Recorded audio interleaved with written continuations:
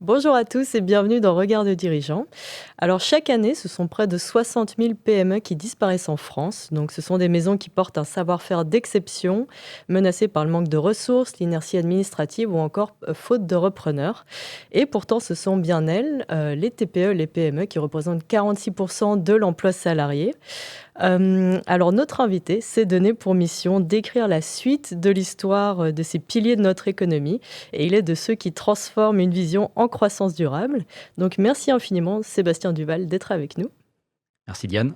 Alors Sébastien, pour vous présenter, donc vous avez lancé il y a quelques années votre cabinet de consulting, donc Canopé Consulting, et votre mission c'est le management en transition. Donc vous alternez, vous prenez les rôles de DAF, de DG, de directeur commercial, et vous êtes aussi actif dans la reprise d'entreprise avec un focus sur les PME actives dans la décoration et l'artisanat d'art. Alors pour commencer, donc vous affirmez que beaucoup de dirigeants de PME manquent de recul. Alors ma question ce serait qu'est-ce que vous entendez par ce manque de recul et pourquoi est-ce qu'il représente le danger principal pour la pérennité de ces maisons? Aujourd'hui, on a des dirigeants qui sont parfois des fondateurs ou des repreneurs d'entreprises familiales, qui sont dans des structures où ils n'ont pas forcément l'écosystème qu'on peut avoir dans des ETI ou dans des plus grosses entreprises, c'est-à-dire un CODIR ou un COMEX. Et donc au quotidien, ils ne sont pas challengés sur leurs décisions. Ils peuvent parfois discuter avec leur entourage, leur famille, de leur vision, mais ils vont pas avoir quelqu'un qui va les challenger. Et pour moi, c'est le risque de ne plus faire de croissance. Et quand on ne fait plus de croissance, on régresse et on peut être amené à se retrouver en concurrence avec des entreprises qui, du coup, vont nous dépasser. Mhm. Bah alors ça fait écho justement à une réflexion de Bernard Tapie qui disait que, atteint un certain stade, le plus grand danger pour les dirigeants, c'était le fait justement que ses conseillers n'osaient plus le contredire. Donc puisqu'il avait atteint un certain niveau de succès, on se disait que par définition, il avait toujours raison. Et c'était évidemment là le plus grand danger. Mais de ce que vous observez, qu'est-ce qui est le plus difficile à mettre en place? Est-ce que c'est justement d'avoir ce regard extérieur, d'oser tout de même les critiquer, ou est-ce que c'est plus la restructuration financière? Non, alors on a un leitmotiv chez Canopé qui est de dire que dirigeant, plus personne n'ose vous dire non, dommage. Mmh. Et en fait, c'est ça qu'on cherche à challenger. Ça va vraiment être d'apporter ce regard extérieur. C'est quelque chose qui n'est pas trop dans la mentalité franco-française. Mmh. On a l'habitude d'avoir des administrateurs externes, des conseillers externes. Le consulting, c'est de toute façon un mot anglo-saxon. Donc ça veut dire ce que ça veut dire. On a cette habitude dans les pays anglo-saxons et même dans d'autres pays de l'Europe d'avoir cette vision extérieure. En Mmh. France, on a un tissu économique qui est plus petit, qui est plutôt constitué de TPE, de PME, de quelques ETI. Et du coup, cet apport de ressources extérieures, c'est pas quelque chose avec lequel les gens sont familiarisés. Donc Mmh. c'est vraiment ça qui est le plus dur. Une fois qu'ils en ont conscience et qu'ils font la demande ou qu'ils comprennent la nécessité d'avoir ce regard extérieur, la suite, avec eux en tout cas, va s'écrire assez facilement sur la structuration, etc. La première étape, c'est de comprendre que seuls, ils vont pas y arriver. C'est souvent des gens qui se plaignent, par contre, de cette solitude, mais qui vont pas forcément ni demander de l'aide, ni accepter facilement une aide extérieure. Et vous vous décrivez comme un chef d'orchestre. Donc vous n'avez pas forcément toutes les connaissances précises du secteur dans lequel vous intervenez, ni même du rôle, parce que les rôles sont extrêmement variés. Donc il y a marketing, tout ce qui touche au commercial, DG, DAF. Mais alors, tout de même, quel est éventuellement le fil rouge? Quel est éventuellement le fil rouge de votre méthode, par exemple? Mais le fil rouge, ça va être mon parcours, où j'ai un premier cycle, on va dire, de carrière très, très finance, puisque j'ai été Mhm. expert comptable, commissaire aux comptes.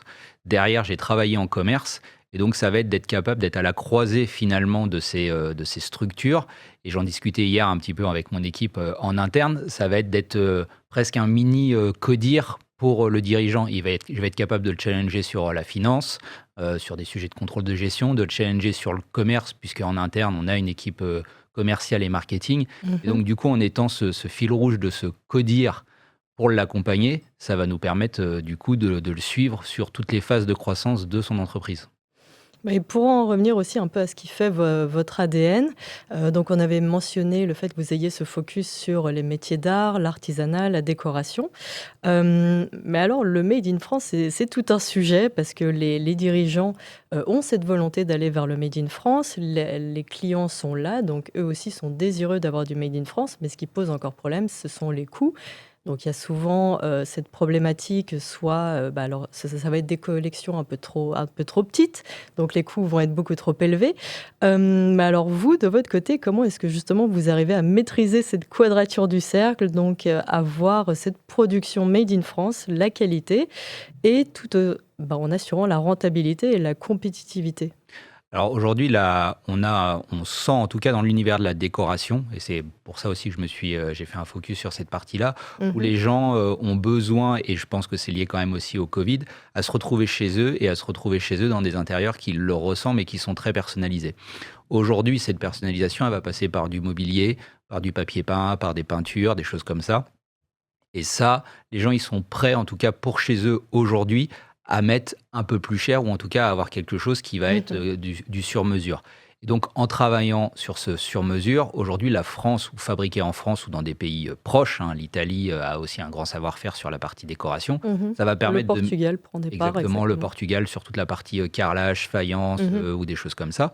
Et donc, en étant proche, ça va permettre de faire du sur-mesure et là, pour le coup, de maîtriser les coûts finalement, puisque développer du sur-mesure, on pourrait très bien le faire en Chine, sauf que si vous faites livrer juste un seul canapé de Chine en conteneur, là, pour le coup, ça va coûter plus cher que de faire un canapé made in France sur mesure pour le client.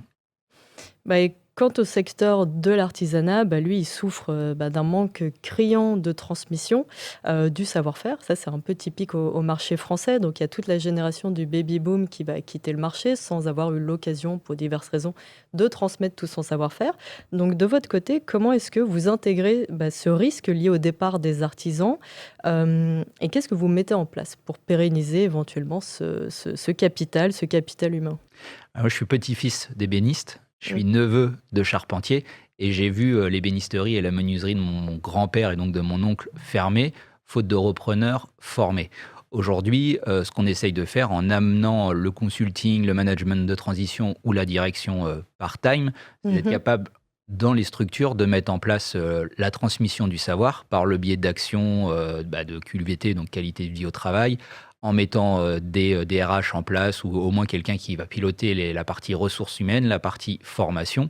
Et donc avec ça, on est capable de définir une vraie stratégie de transmission des savoirs qu'il y a en interne dans l'entreprise, identifier les gens qui peuvent l'être. Le dirigeant est très très rarement le meilleur des DRH de son entreprise.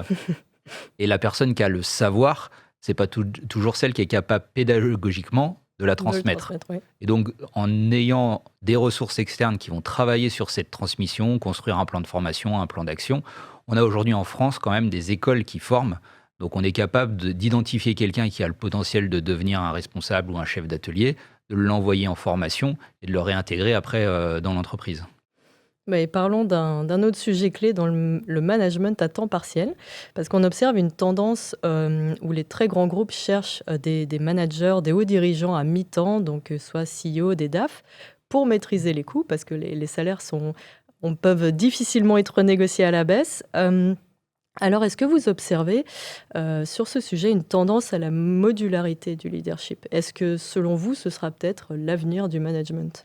Alors pour moi, oui, c'est aussi par rapport à ça qu'on se positionne. C'est pour moi l'avenir du management. Ça permet d'acquérir de la ressource très, très expérimentée, d'amener vraiment une vision à l'entreprise, de lui faire franchir un cap très rapidement avec des gens qui sont qu'on appellerait entre guillemets surqualifiés pour la taille de l'entreprise, mais Mmh. en ramenant cette surqualification en part-time ou même sur des missions de consulting plus restreintes pour un sujet particulier, ça permet de maîtriser le coût.